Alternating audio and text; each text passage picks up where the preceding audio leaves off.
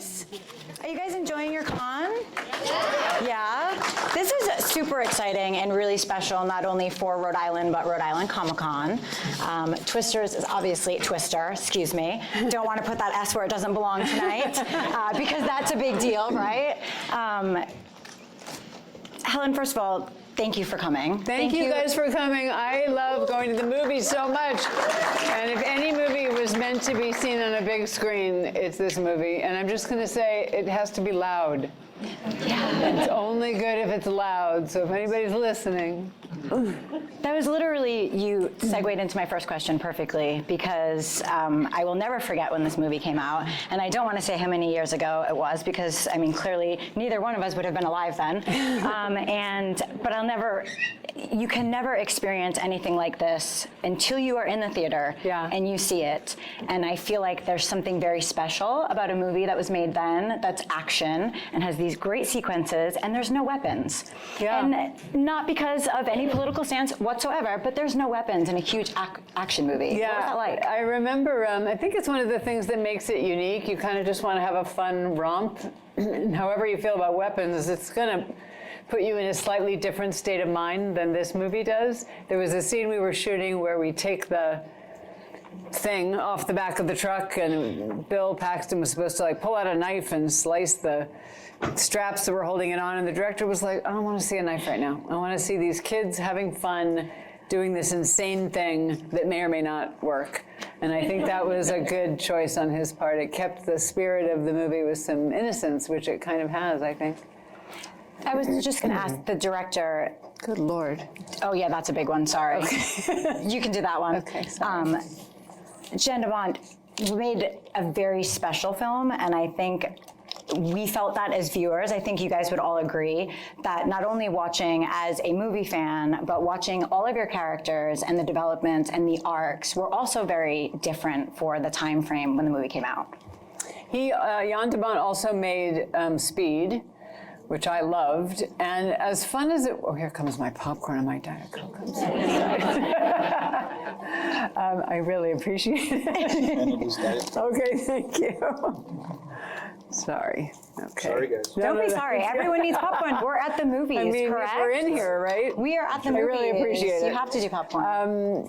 I think as fun as that movie was, and the sort of gimmick of that movie was the bus that has to keep going, but without the two of them being so charming and wonderful, I don't think we would have cared for 2 full hours. And the same thing here, as amazing as the tornadoes are, he chose to, you know, pick real actors who had studied acting their whole life and done plays and independent movies. And in some way that's hard to describe, I think it matters. I think it has something to do with why we love it, because, you know, acting is an invisible art, but it is a thing that you study and learn to really help people believe you care about what these characters care about. So it was surprising in a way. I remember when I got the call, I was like, okay, I'll meet him. But I was surprised I was the person he was picturing at the center of this movie. Ask a really long question now. I will ask a very long question. And going with your answer, working with Bill and choosing Bill as your scene partner for so many scenes in the film,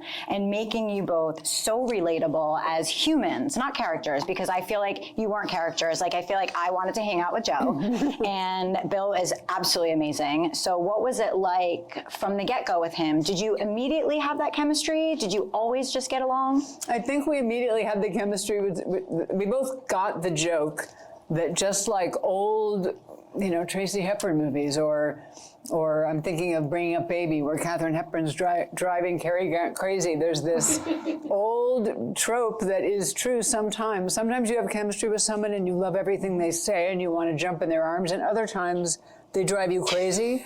And that's another kind of chemistry. And so I think we both realized that was what was asked of us in this. Yeah. I also think, has everybody seen the movie already? Who has not seen the movie? Oh, okay, one person. Ooh, you are in for a treat. What if you're like, what are these people talking about?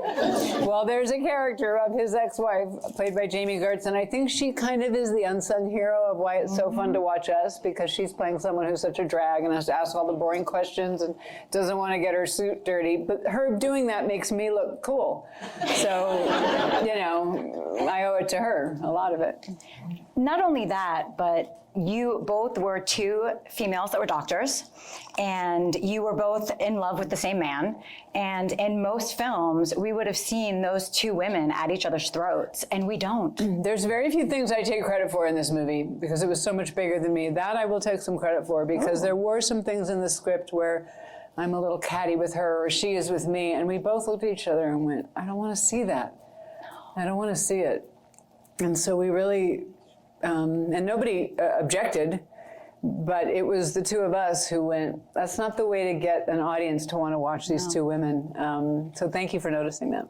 And because it's still rare now. So then it was just as rare. But I do want to make a nod, because I think a lot of people say Hollywood can't come up with new ideas and we're constantly making reboots. And one of the things that I think the new film did so well was the way that it honored the original. It was its own film and it was different, but it honored the original in a way that made those of us who fell in love with you and the character and the film, I don't know about you guys, did you guys all go back and watch the original when you saw the new one? Because I immediately went back. I haven't seen it. How did the new one honor this one? It's good. A lot of ways. Good. People keep going, it's good. No, a lot of ways. And Like outfits and like Dorothy was there. What else? Yeah. they like the outfits like was I saw a lot of white and tan on Daisy Ridley. filmed in Oklahoma. There you go. I almost same. wanted to ask if Daisy had at every point reached out to you, because I felt like while her character was very different, I do think that she could have been raised by Joe, her character, and that cool. was something that I really No, appreciated. she as a didn't, but fan. she doesn't need to. She's a world-class actor. So no, but I'm sure she was amazing. It was, but still felt very, that's what, it was very, very, very authentic. Oh, good. The other question I wanted to ask is the physicality, because I feel like it was very different, obviously coming from a sitcom, going into a movie about tornadoes where the special effects were not what they are today. And I know there were still special effects, but I imagine that drastic measures had to be taken to get those real footage moments of the hair flying and the things throwing. I can't imagine that that was all special effects. Yeah, it was not at all special. I got there and there's like a jet engine. There's fans for the mellow days, but there was a jet engine to blow the crap out of us. There were guys in front of the fans tossing stuff in the air, fire hoses, you know, it was bananas. It was bananas. And so I look like a great actor because I'm actually getting pummeled. There were people actually throwing things at you. Oh yeah, all of set. us. Yeah, yeah. Oh yeah, all day, every day for 4 months. But in a way, it would be a hard thing to act, right? He made it very real.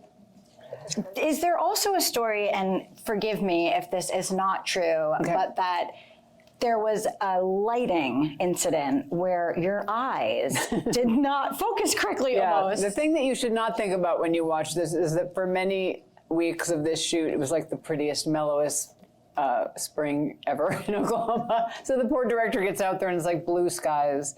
And now with 3 clicks on your computer, you could turn it into a stormy day, but it wasn't that easy then. You had to like put tons of light into the car to make the image really bright and then darken the whole thing, if that makes sense. Otherwise you wouldn't see our faces. So they blasted us with 4 16K bulbs. And at the end of a long day or two, Bill came in and was like, "Can you see right?" And I was like, "Nope, I cannot." So we went off to be checked, and we had, you know, temporarily taken the corneas off. But we walked around in giant glasses like the stepsisters in Cinderella for a while, and then we were fine. That's a tough day at work. It was a tough day at work. That's a way tougher It day was, than and I I'm had. already like this, so it was hard. It was hard. What else in forms of physicality were challenging maybe? Not just that they were throwing things at you, but I feel like there had to be a lot more to it that was on your body, the wear and tear. Yeah, I mean, you know, there's a lot of running and leaping and ducking, and everybody got their day where I think it was maybe Joey Slotnick, who got some piece of hail in his head. It was a little crazy, but it fades as a pleasant memory as I get older. The thing that we all could feel is that there wasn't a movie, maybe you movie buffs can think of it, but I can't think of a movie like this movie. Like we were making, this movie is going to be like blank. I'm not sure what that was, which is what made it fun, which is what makes me proud of it. But I think we all kept checking in with each other, like, are we all making the same movie? We want there to be some humor. We want there to be a romance. They did write this trauma story for my character, you know, and so that I tried to do right by that. We had one writer, a few writers came in and out. One writer said she was like Ahab and Moby Dick, like just, I'm gonna get the thing.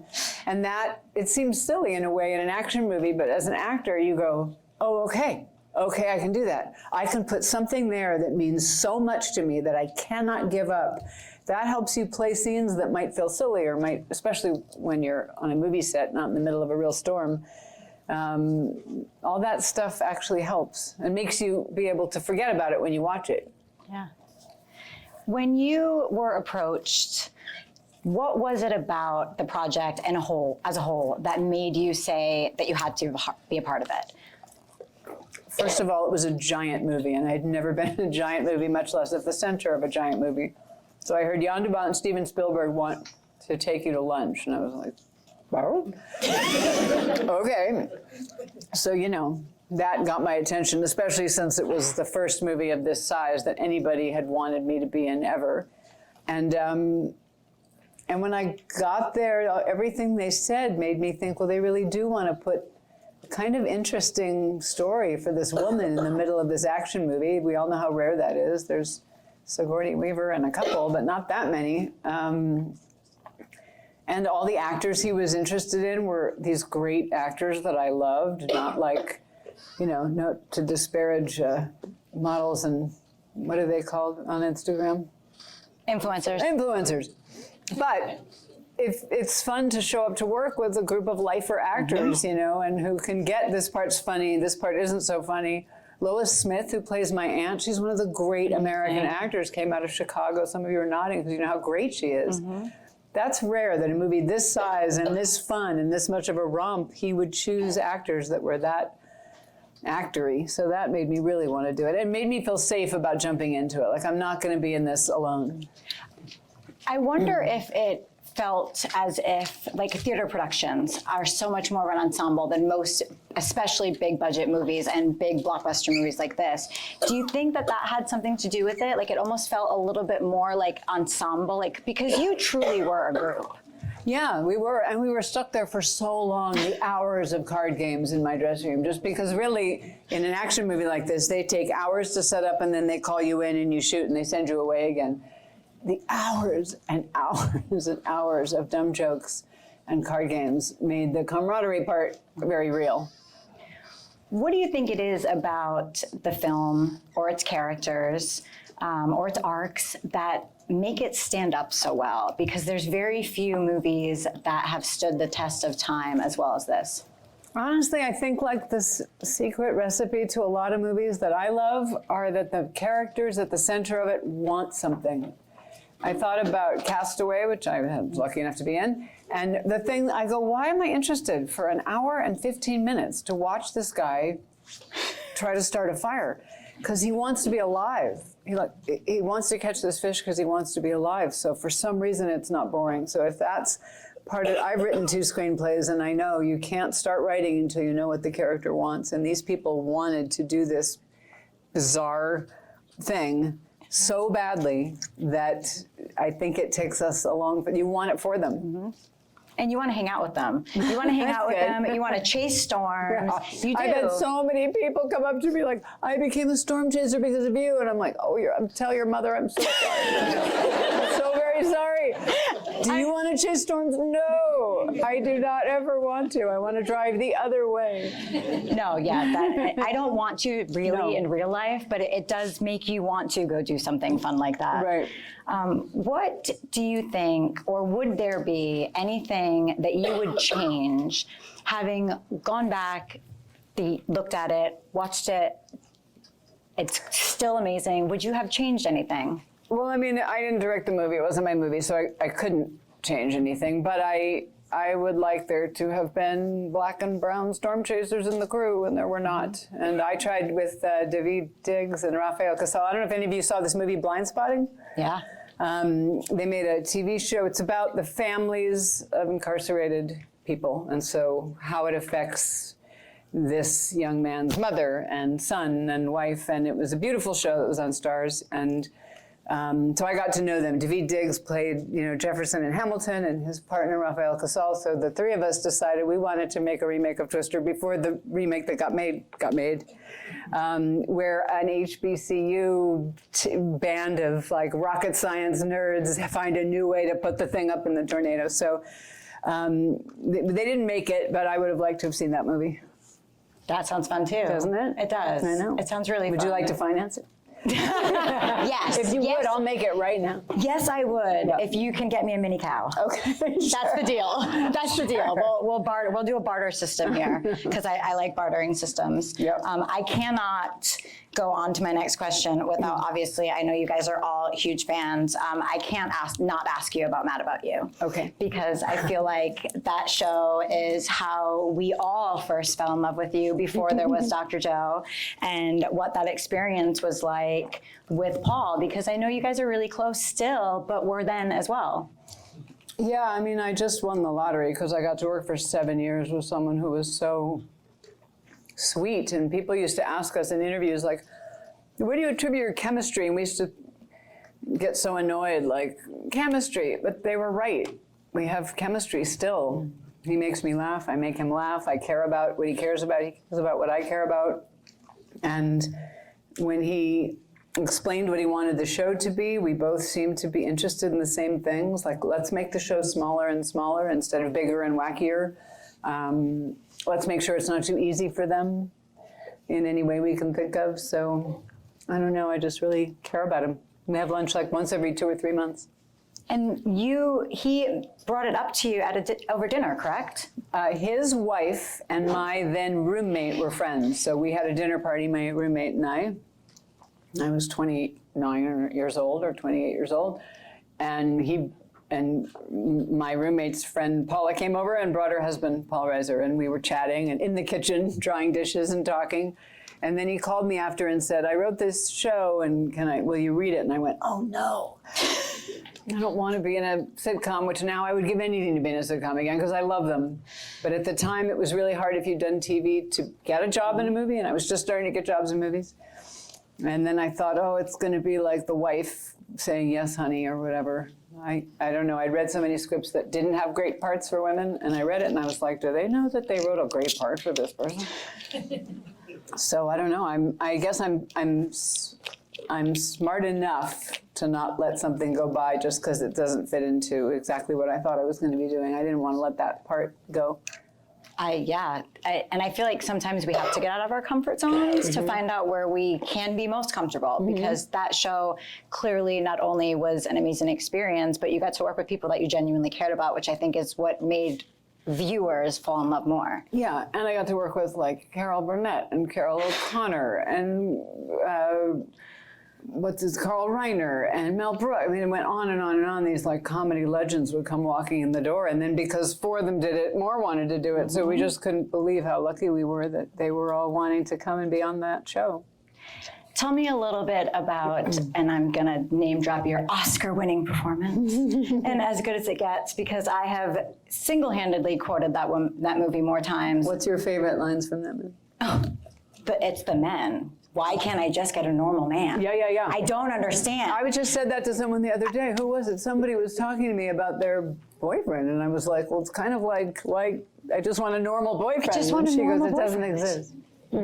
It was, I mean, there's just that epically amazing movie with performances from both you and Jack that were outstanding, but there were those moments where it felt so human that still all these years later, and I'm married now, so my husband will get very upset if I say that nowadays, but I single-handedly used to quote that movie all the time because it was relatable. Well, that is when the secret weapon of all of this is writing. It's all about writing.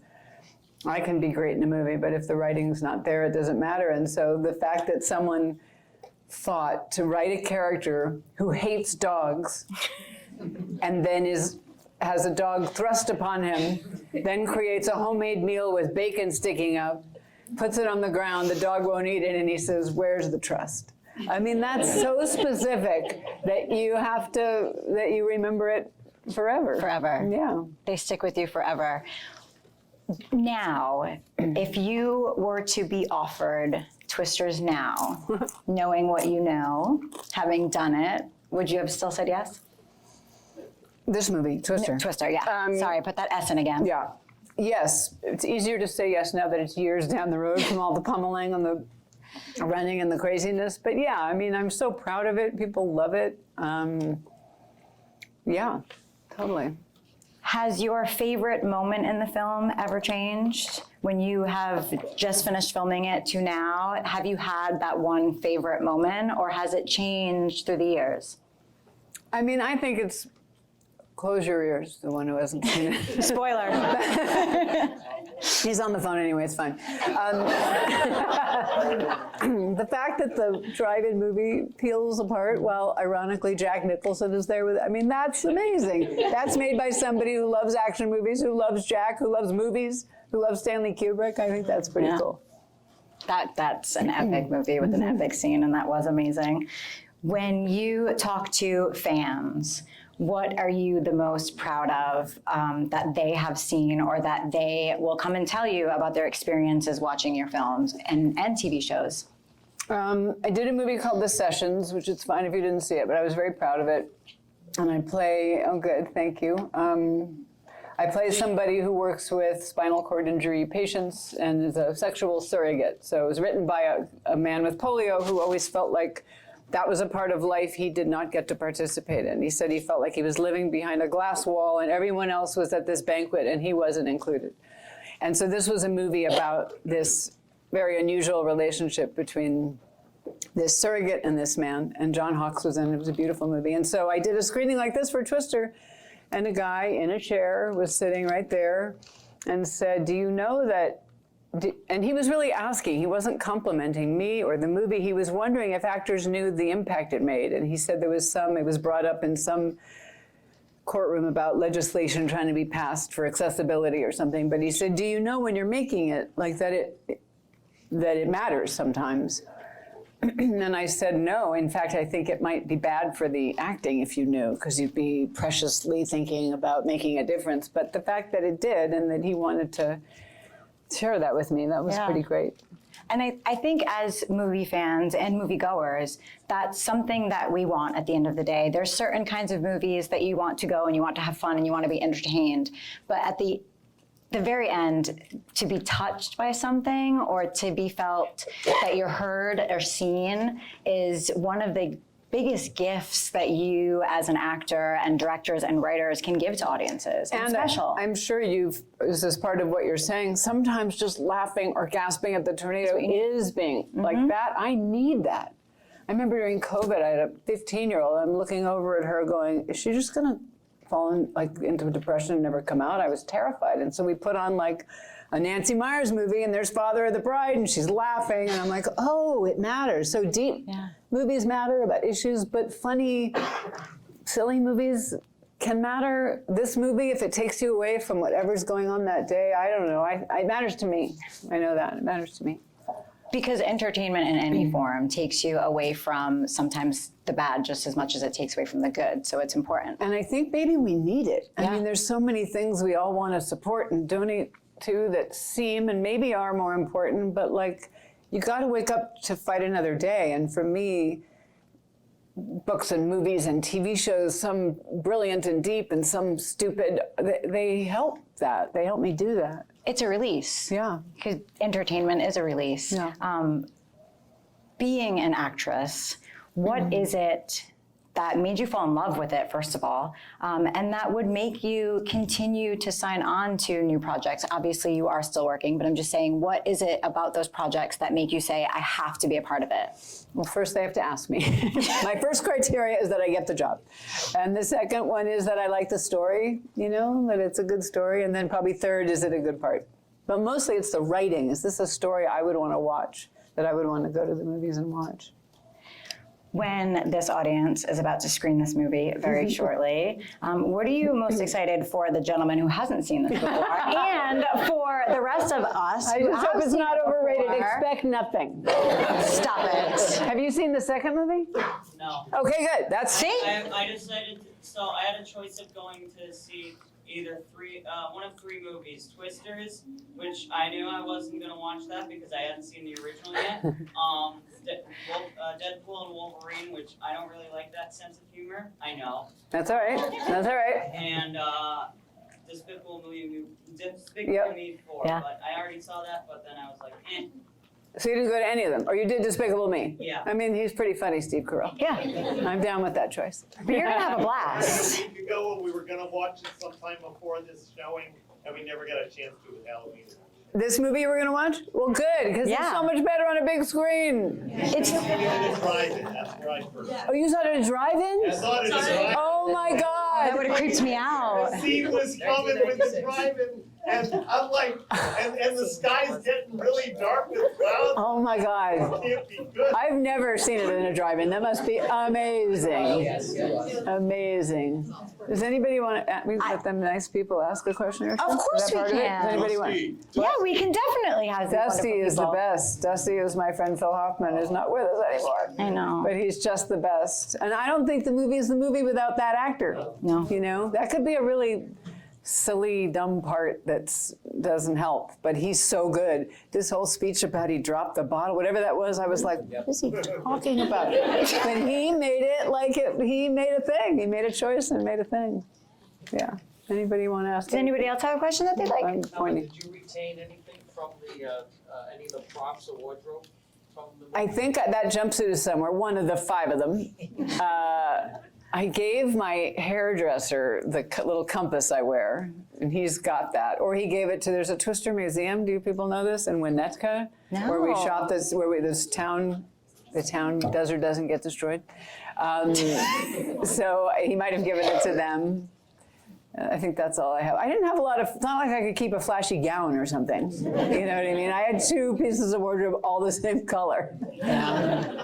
And Yeah. most of them were covered in dirt. We're gonna go back to Mad About You. What was it like working with Cindy Lauper?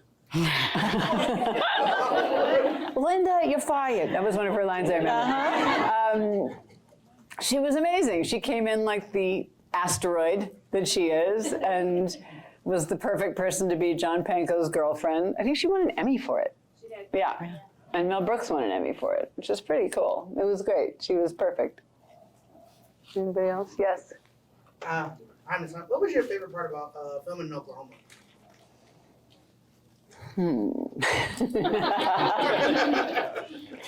Well, I mean, you know, we were mostly just having crap thrown at us, so it's not Oklahoma's fault that happened. But it was like, what's fun, especially in your late 20s, is like, as an actor, one of the fun things is you're with a bunch of people you don't know, you're stuck in a town you don't know, and you just have fun. You get together and have a dumb party, or you play cards, or you find the best place to eat. And so, honestly, it was hanging out with everybody there. And there were times where it was beautiful, and other times where it was flat. And sometimes flat and beautiful. Yeah. Kind of like a silly question. Okay. But obviously, kind of like Universal used to have the ride, and like. Which I never saw, but I remember filming something for it. Yeah. So like that's. I heard it was terrifying. This is the ride at Universal Studios. Yeah, it was really scary. Like legitimately scary. and they supposedly like brought props from the movie, like the jet engine, onto like the ride, and now it's like replaced by. What is it, Jimmy Fallon or something like that? Jimmy Fallon. I love Jimmy Fallon, but how is Jimmy Fallon replacing Twister? Like it was. Oh, no, that was Earthquake, I think. Oh, was it? I think that was Earthquake. What is Earthquake? It was one of the original like rides, but like they used to have. Because I was in a very obscure movie called Earthquake when I was 14. Side note, incense around. It was based on. Google. What? It was like well, yeah. Okay. But like you hope. No, like I was gonna ask if you've actually seen or been on like that actual like soundstage ride, but. I haven't, but I would guess it's the real props. I mean, they're not total jerks. They got rid of it though. They They got rid of the ride. I Oh, they know. would still keep the I've heard that. props. I was gonna say, I was If you actually like went on it, if they I never went on it. I don't know. I never went on That's it. what I figured, is like, they just like said, hey, do this, can you do this like shot for the movie? Yeah, they brought us in and we did something, and then they sent it to Florida. That's what I thought. Ed, just gotta say, it's amazing to be in your presence. Oh, Before I get to my question, I know my wife will ask a question, but Twister is her all-time favorite. awesome. This is your night. I didn't tell her where I was taking Oh, you're kidding. Amazing. What a good husband. Aw, he loves you. I gotta say, really quick, You do? and I gotta say, I love your words since, you were doing anti-drug TV shows, after-school specials. I love it all. My question is, one more thing. Everything you do on screen, you bring such a levity and authenticity, and we so greatly appreciate honesty. I appreciate that. Thank you. My question is, Okay. where do you keep your Oscar? Deep, shallower. Tom Hanks used to say he mounted it to the hood of his car, so I would like to steal that joke. Mine is on a bookshelf behind my desk, but I live in California, so the possibility exists that if there's an earthquake, I could be killed by my Oscar. So let's hope that doesn't happen, but the irony would be awesome. We need to get you one of those wires like they have in all the restaurants and the bars in California hold the for the Oscar back? earthquake. Yeah, so it'll be earthquake safe. Okay. So of all the roles that you've been offered that you turned down for one reason or another, is there ever one that you look back on and went, I could have made that work, and that would have been good? I mean, honestly, I can't think of a lot of them. I can think of, the movies I didn't get. And a lot of the movies I've gotten, I think this one I might have been the first person he thought of, I think. But a lot of the movies that I've gotten a lot of attention for, someone else turned down, and I don't care at all. Just give me the job. Tony Goldwyn, do you know him, that actor who's in, what is that? Ghost and Scandal. He's a director too, and he made a beautiful movie. I shouldn't even say what it is because I turned it down. But the actor who played it did such a beautiful job. I remember seeing it going, oh, she was meant to do it. She's perfect. So that's been more my experience. Yes, right here. So Twister is one of those movies for me where, you was flipping through the channels and it's on at least once a year and you're kind of like, all right, I'm just gonna watch 5 minutes because it's on and it's good. And then you end up watching the whole movie. I was wondering, do you have any movies that are like that where, Yeah. just flipping through channels and you're like, oh, a few 5 minutes, and then before you know it, you're just watching the entire movie? Honestly, the #1 filmmaker who does that to me is Jim Brooks, who made As Good as It Gets. Like, he made Terms of Endearment. Try turning that movie off. You can't do it. No. And I think the acting's amazing, but the writing is so good, it immediately gets you, and it's really hard to walk away from it. Broadcast news, same thing. In terms Yes. of endearment, you cry every time. Yeah, you cry every time. Every time. You made a shift to directing, and what is the favorite thing that you've directed? Well, you probably haven't heard of it, but I wrote and directed a movie called Then She Found Me with Bette Midler. You saw it? Yeah. Oh, good. Thank you. You're the one. I think it might be gettable, but it might be like Amazon, but there's commercials. I would be so grateful if you would hunt for it. It took me 10 years to make. It's me and Bette Midler and Colin Firth and Matthew Broderick. It's great actors. And it was a story that was super personal to me. It was at the Toronto Film Festival and sold, and then the company that was meant to release it, it's a mothering story. It was supposed to come out on Mother's Day, and they went bankrupt like the night before it was supposed to come out. So anytime someone comes up to me and says, I saw that movie, I'm really happy. So that, as a director, that story meant so much to me that that's probably the thing I'm the most proud of. Anyone else before we have to let her go? Yes. As a person who works in film, I've experienced a lot of hardship at being a female, but watching you since I was a young girl is kind of what gave me the ambition to do what I was supposed to do. And I've seen you go from actress to director, writer, producer. Do you have a favorite role? You mean acting or writing or directing? I mean, writing's the first thing. And so if I'm proudest of something, I wrote 2 movies. I wrote that movie, Then She Found Me. Go home and watch it. Please find it if you can, and then tell me where to find it. And then I did a movie called Ride with Luke Wilson that I also wrote and directed. So what was the question? So of all the things, that's, I would say the most proud is like, there was a blank page and then I made that. In terms of my acting work, maybe The Sessions, which I mentioned. That's a movie that I, would be proud to leave behind. It's apparently on Tubi. It's on Tubi, but is it commercials? And Probably what is on Tubi? Yeah, It's like a free app. it's a free app, so that's But it is commercials. Yeah. Like a knife in my heart. Can you keep Googling until we start to see if it's not with commercials? Amazon Prime Video and it's all like the like prime time stuff. Amazon Prime, though. You can get Amazon Prime, but is it with commercials? Can you buy it? Can you rent it or You buy probably it? rent it. It says free from Prime Video, and then I'm Fandango at home. But is that commercials? Possibly. Not if you have Amazon Prime, there'd be no commercials. All right, well, if you're willing. I know what I'm doing tonight, so when you guys are done with this, Buy it from Google Play for $3. does anybody else have one last question before we start? Because we're gonna start Yes, the up movie in a there in the minute. mask. I'll pick it up. Okay. What would you say, looking back at like the first time you got to see the movie, how impressive was it? This movie? Yes. I mean, there's some movies along the way, I have a sense,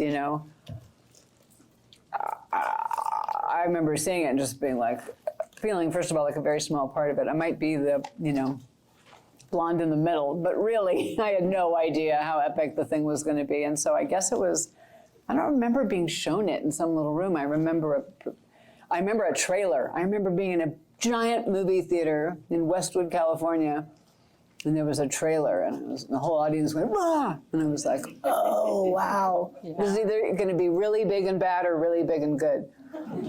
So, And there's still those moments. what? I don't think I was any older than around 10 or 11 when it came out. Did you see it then? Yeah, Did you like it then? it was unbelievable. It was unbelievable. It was a movie you could take your kid to. Yeah. It's adventure, but you don't have to worry about something horrible. Right. Yeah. Lower your expectations. And there's a flying cow. It's not that good. Thank you guys so Thank much. you for coming. I really appreciate it. Enjoy